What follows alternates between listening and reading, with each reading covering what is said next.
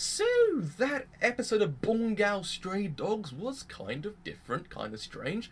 Nice kind of twist at the end. I liked how, in the end, Rampo wasn't actually gifted in any way, shape or form. He was just very smart at what he does. He doesn't actually have a gift. He's not gifted in this agency. He's the only one there that doesn't have a gift, but everyone respects him for how smart he is, because he's a very smart person. He's actually able to deduce an entire crime within 60 seconds. It's kind of like... If anything, I kind of like the twist at the end that DAZAI reveals that no, he doesn't have the ability to actually, he doesn't have the ability, but he's just very smart at what he does. I thought it gives a nice edge to the whole entire agency itself.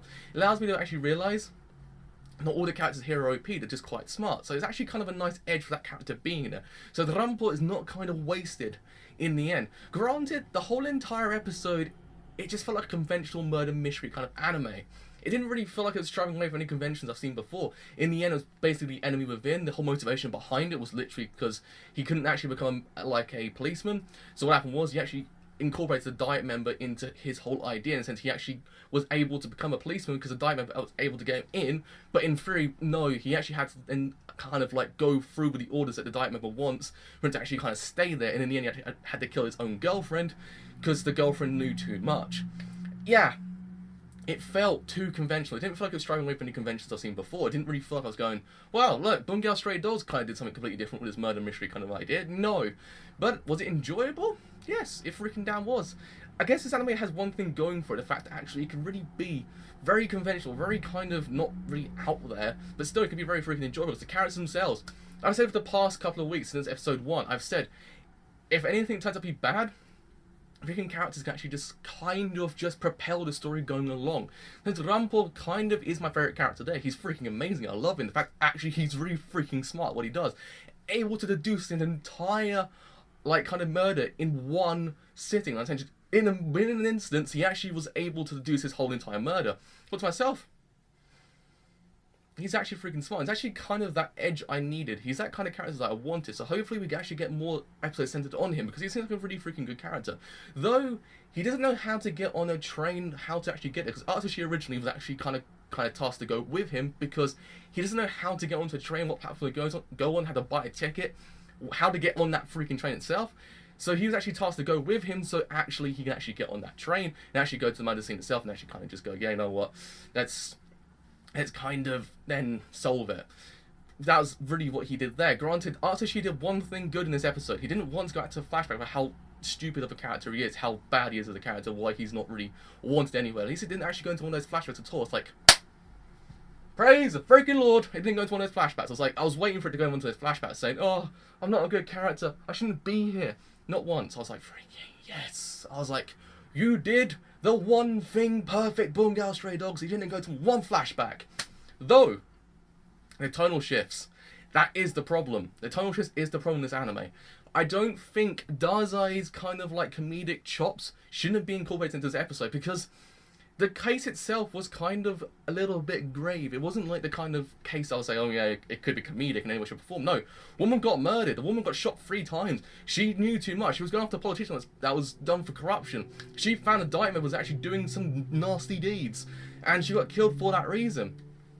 DAZAI should not have been incorporated into this episode, because his kind of comedic chops didn't really work.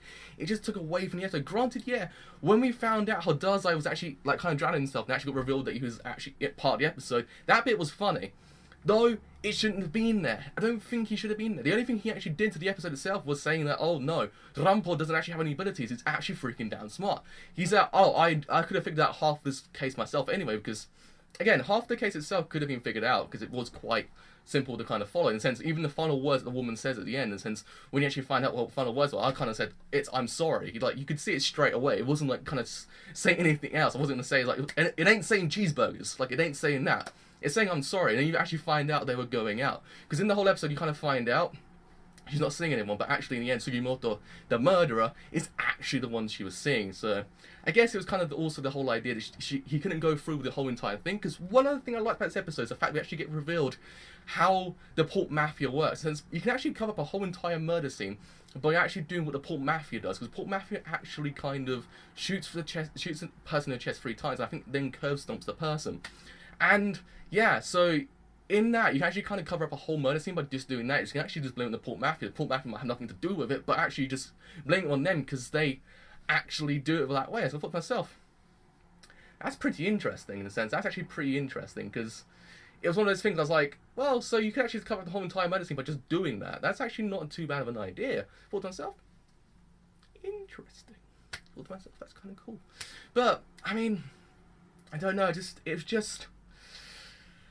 know, DAZAI's kind of comedic choice just took away from the episode itself and just didn't do too much, and the whole way it just played out was too conventional, but granted, did I care too much? No, because I wasn't expecting like some kind of like Evangelion kind of deep ass crap going on here, like we question our own morality, like saying, look, maybe we're not real, maybe that's my mother that actually is not my mother. It ain't that kind of thing. I wasn't going to go into this episode thinking that. But it kind of played out too conventionally, and so it just was enemy within, so Yukimoto actually got revealed to be the murderer.